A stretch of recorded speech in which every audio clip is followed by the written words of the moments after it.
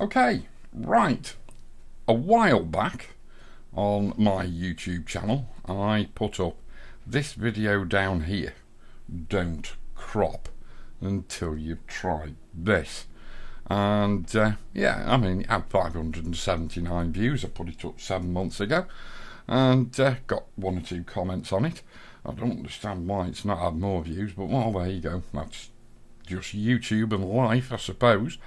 But that video generated 1 or 2 little bits of feedback for me, and people said, well, it's alright if you've got sort of smooth backgrounds and one colour backgrounds and this, that and the other, and are you sure that content aware move doesn't work?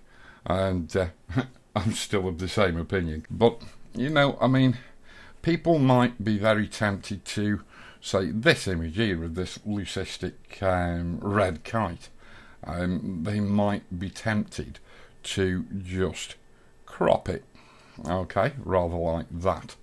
And yeah, but it's a little bit restrictive in what you can do with it, and the bird is actually a little bit too close to the top and bottom edges of the frame, and there isn't really any need to crop it, but at least by such a huge amount. So we'll just go and reset that. And we've also got this other shot here, which is in tack sharp focus, as you can see, but you know, this is just one of the things that happens when you're shooting high speed action, especially with a big telephoto like this, because this is shot with a 500mm f4, and sometimes, I mean, they are a right royal pain in the arse. There you go, I've used a naughty word, but they are a right royal pain in the arse to photograph, red kites are, because they can turn on a sixpence. Really fast birds and highly manoeuvrable. So when it starts to turn, it's not sort of where you were expecting it when you were panning, and you're just constantly trying to play catch up with them. So you do occasionally get shots like this. In fact, I get quite a few where the composition's bad but the exposure and the sharpness is good, and I want to make a usable, saleable image out of it. So that's what we're going to do. So if you like, this is Don't Crop Until You Try This, part 2. Okay, so both of these images are straight off the back of the camera, imported into Lightroom, and really and truly, they both of them need a process version swap. So I'm just going to come here, over to here, do a process version swap on them, then go over to the basics panel and just put the exposure back where it needs to go. And we come back to this first image. It does need a bit of added contrast, and it also needs a little bit of vibrance, maybe a touch of saturation and a little bit of clarity.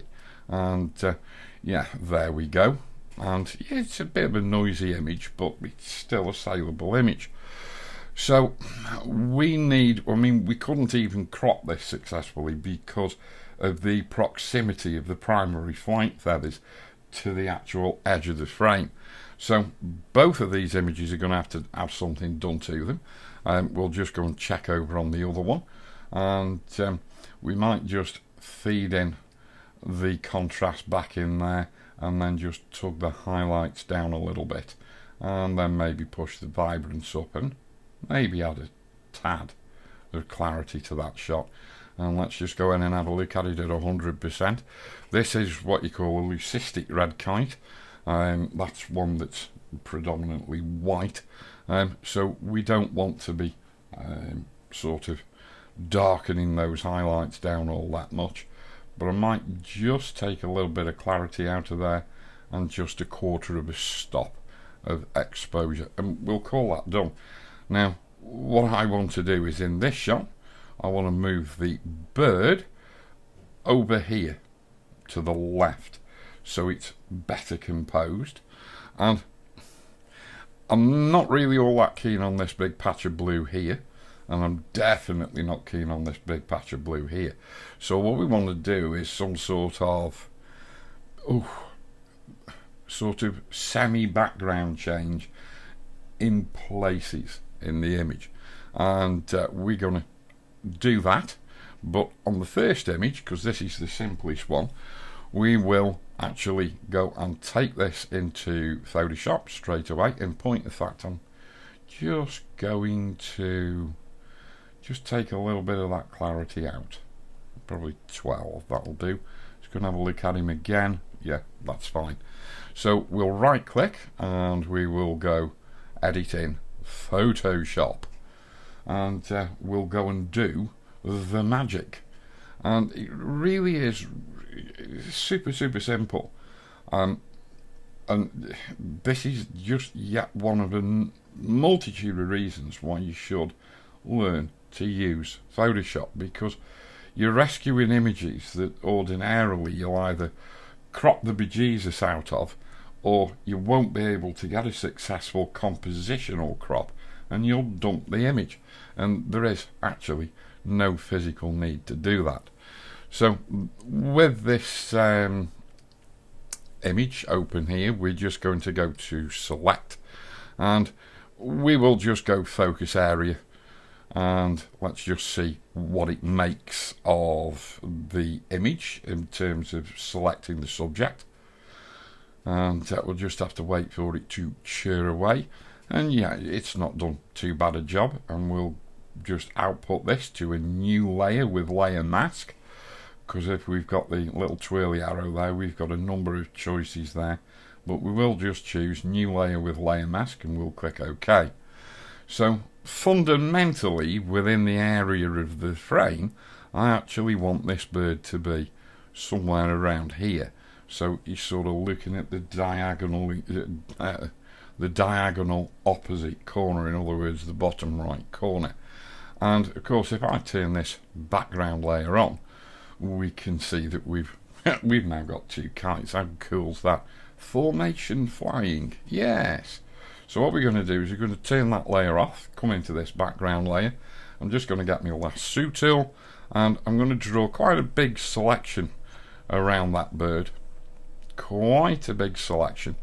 And I'm just going to go edit, come here, edit, content aware fill, and I'm just going to zoom out so we can see what we're doing. And yeah, there we go. It's done quite a good job. And when you're doing this content aware fill, you just need to really let this little circle of that whirly black and white dots disappear, and then click OK, and there we go. And we will now go select, deselect, and have we got a little artifact in there? Let's have a look at 100%. I'll scroll around it. Yes, we have. We've got a little artifact here. So I think what we'll do is we'll go command minus, command minus, command minus, and what we're going to do, we'll just go and get the lasso tool again, and we'll just circle around there, and I will just go, I'll use the old version of content aware fill for that, and we'll go edit fill, and we will go content aware, use color adaptation, click OK, and just wait for it to fill there, and with a little bit of luck that artifact will disappear. I could have been a little less cavalier in the dialog box for the new content aware fill and got it to use a different colour blend, and we might not have to have done that. But anyway, we'll just go select, deselect, and then we'll turn our bird on, yeah, because we've already positioned him roughly where we want him. And if we go up to 100%, and we can scroll across that image, and those edges are absolutely perfect. So just so as you know, any of you who are members of my Patreon channel, I'll put a link in on the post on Patreon, so you can actually go and download these two raw files so you can have a play. Alrighty, so that's that sort of first image dealt with. We'll just come out to a fit to screen view, and yeah, I think that's looking fine. So we'll just go file, and we'll go save, and we'll just let that save out, and then we'll deal with the second kite image, which is going to be a little bit more problematic. So we'll go back to Lightroom. Here's the image we've just processed, and now we'll come to this one. And so we'll right click, edit in Photoshop CC, and with a little bit of luck, there it is. Now then. As you remember, earlier on I said I wasn't too keen on this blue area here, and I'm certainly not keen on this blue area here. I mean, this is just out of focus sky. And so what I'm actually going to do is this, and I'm going to go select, and instead of going subject, because if I go subject or focus area, if you just let it do its own thing, it's just going to go nuts, and it just hasn't really got a clue what the hell I'm trying to do, and it'll sit there and cheer away, and then it'll come up with this bitty selection. And if I take that all the way up to sort of 6.3, 6.2, 6.3 in the in focus range, it still doesn't sort of pick up what I'm trying to do. And then if I push it a bit further, then it selects all the background as well. So that's just pants. So all I'm going to do is just get a rough lasso selection going, and I'm sort of going to select all of this area here, rather like that, and then I'm actually going to move it.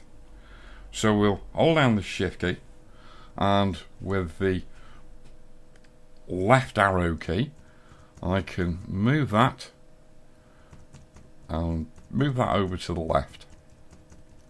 Bom, bom, bom, bom, bom, bom, bom, bom, bom. And we're nearly there. Right. Looks quite aggressive, doesn't it? And so we'll go select, and we'll go deselect, and then I'm just going to, again with the lasso tool, I'm just going to go and do a rough selection across there, all the way around this end to there. And so you can see I'm actually going to be working on a good 40% of the image. So this is going to be quite a RAM intensive exercise. And so we're going to go edit, and we're going to go to content aware fill again, and we're going to go command minus, and this is coloured in green. This is the sampling area that the content aware fill is using, and I don't want it to sample any of the bird. So we're going to remove the bird from the sampling area, rather like that. And then we're just going to let this little circle of grey dots do its little thing while it's being processed. But before we do allow it to finish processing, you can see we're generating quite a few artifacts. So I'm going to enable it to change the scale of the sampling points, and I'm going to enable it to flip the sampling points as well, and we'll just see what that does. And I think rotational adaptation I'll put to high, and we'll just see what it does with those settings. As I said, it's quite a RAM intensive operation, so this could take a moment or two. Now, as you can see, it's actually given us quite a good render here, and I'm quite happy with that. But you can see the little circle is still going round. So if I actually go and click OK now, this is still going to sit cheering away, and it's not really finished yet. So we'll just wait until that operation's finished. And there we go. So I'm just going to go and click OK, and we'll go select deselect, and pretty much that image is done. but I just want to make one or two little changes to it. So I'm going to add a new layer over the top, and I'm going to put this in the soft light blend mode, and then I'm going to pick up my paintbrush tool, and I just want to introduce some of these little flecks of sky in this image. But before I do that, I'm going to use this layer to add a vignette. So I actually think I'll introduce the little flecks of sky in another layer. So we'll just leave the vignette in for a minute, and we'll come back to the background layer, and we'll add a new layer, and I'll actually pick up my clone stamp tool, and we'll just come and select a few little areas and just dot them in quite randomly, rather like that. That's all we're going to do, just subtle, and we're just going to go filter, blur, Gaussian blur, and we're just going to add a little bit of Gaussian blur just to take them down a bit, so that sort of just breaks that area up. And then we are going to come into this original layer that we introduced, which is in the soft light blend mode, and quite simply we're going to go to our brush, and we're going to hold down the Alt key, and we are going to select a colour from in there. Then we're going to come up to here and our colour picker, and we are going to just switch over to the HSB view, and we're going to just darken off and then just sort of slightly desaturate, and just painting in at sort of 29-30%, and we can just bob in some darkness, and not too much, just enough to sort of begin to guide the viewer's eye to the area of the image we are more interested in, or we want them to look at. And I think that's looking pretty damn good, and we'll just go into it at 100% and just check it. That's looking a-okay. Hold the spacebar key down, and yeah, that looks alright. Now the only thing is, when we do big areas with content aware film, we can get a few white line edges just right on the periphery of the image, so we might just have to crop those out, but might as well just do that in Lightroom. So I'm just going to come out to a fit to screen view, and then we'll just go file and we'll go save. I mean, we could really flatten that image out, it would make it a little bit smaller on the hard drive, and then we'll come back into Lightroom, and there we go. And I think we'll just come to the effects panel, and we will just add a little vignette to that, not too much.